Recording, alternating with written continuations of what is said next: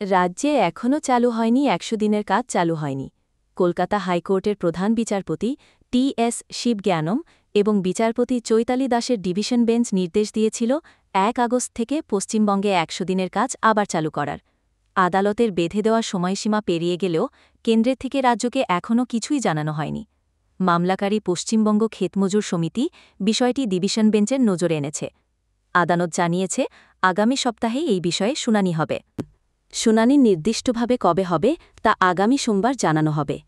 ক্ষেতমজুর সমিতির আইনজীবী পূর্বায়ন চক্রবর্তী জানিয়েছেন, ১ আগস্ট থেকে কাজ চালু না হওয়ার বিষয়টি তারা আদালতের সামনে তুলে রেখেছেন। তারা রাজ্যের ১০০ দিনের কাজের দায়িত্বপ্রাপ্ত কমিশনারের সঙ্গেও কথা বলেছেন।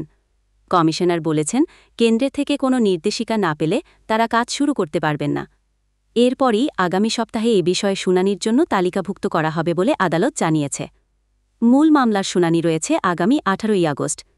তার আগে আদালত কী নির্দেশ দেয় সেদিকেই সবার নজর।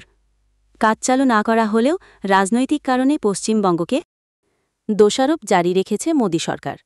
সোমবারই কেন্দ্রীয় গ্রামোন্নয়ন মন্ত্রী শিবরাজ সিং চৌহান দাবি করেছেন, কেন্দ্রীয় দল এসে যে ১৯টি জেলায় দুর্নীতির রিপোর্ট দিয়েছিল তার বিরুদ্ধে কোনো সদর্থক পদক্ষেপ রাজ্য নেয়নি। যদিও এই অভিযোগ একেবারে ভিত্তিহীন বলেই দাবি করা হয়েছে নবান্নের তরফে।